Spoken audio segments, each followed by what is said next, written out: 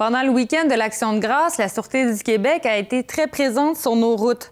La longue fin de semaine est l'occasion d'accroître la surveillance et de porter une attention particulière à la vitesse, l'alcool et les drogues au volant. Pour ce faire, la Sûreté du Québec utilise des agents formés spécifiquement afin de détecter les comportements à risque. Depuis peu, des agents de la région ont suivi la formation pour reconnaître la conduite sous l'influence de la drogue. Nous avons rencontré l'un de ces agents afin de comprendre comment il procède. On appelle ça les épreuves de coordination de mouvement. Ça, c'est 3 tests qui sont faits, qui peuvent être faits sur le bord de la route, qui vont vraiment préciser, amener les policiers de passer à un soupçon, à un motif raisonnable de croire que vous avez conduit ou vous êtes en état de capacité affaiblie. Lorsque ces tests-là sont concluants et que vous êtes arrêté, bien là, vous êtes emmené devant moi, devant un agent évaluateur. Et moi, à cette étape-là, on va passer au moins 45 à 60 minutes ensemble parce que j'ai un test. L'examen proprement dit, c'est 12 étapes où je vais vérifier des signes cliniques, des signes psychophysiques avec vous. Autant je vais prendre votre pression, je vais prendre votre pouls, je vais vérifier vos yeux, la dimension de vos yeux, vos pupilles. Cette technique introduite en 2008 est le résultat de l'adoption de la loi C2 du gouvernement fédéral, qui additionne la drogue dans les inculpations de facultés affaiblies. Lors d'une arrestation, le suspect est entouré d'un policier formé à cet effet et d'un enquêteur au dossier. Il y a différents tests, dont le test de marcher se retourner, qui est le fameux test que des fois les gens ont déjà pu voir ou entendu parler, de marcher sur une ligne, nos pieds, nos talons ensemble. Ça, il y a vraiment plusieurs directives c'est des directives qui sont normalisées, que ce soit partout pareil au Canada, même aux États-Unis, c'est le même programme qu'on utilise.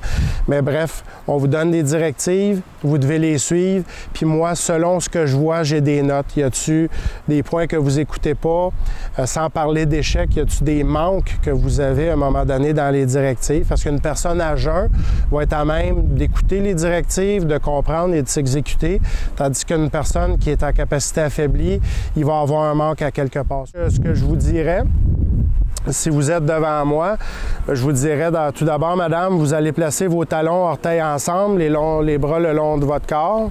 Vous gardez cette position-là jusqu'à nouvel ordre. Vous avez bien compris? Oui. Oui. Maintenant, vous allez placer votre pied droit devant votre pied gauche, le talon touchant aux orteils. Vous gardez cette position-là jusqu'à nouvel ordre encore une fois. Lorsque je vais vous dire de commencer, vous allez faire 9 pas devant vous. Prenez pour acquis qu'on a une ligne devant vous. Vous allez faire 9 pas devant vous, talon touchant aux orteils. Vous allez faire demi-tour et vous allez faire 9 pas pour revenir.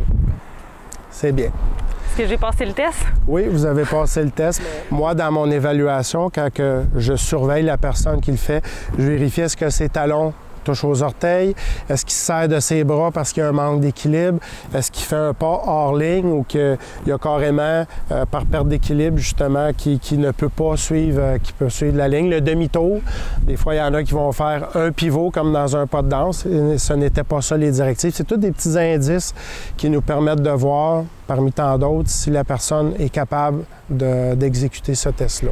Mais là, on est quand même en avant-midi. Je n'ai pas consommé de drogue. Je n'ai pas consommé d'alcool. Et quand même, c'est pas évident à faire. Oui. Là. Je manquais quand même un peu d'équilibre. Oui. Et si j'avais consommé de la drogue, ça m'aurait été impossible de faire cette activité-là sans dire que vous auriez échoué lamentablement.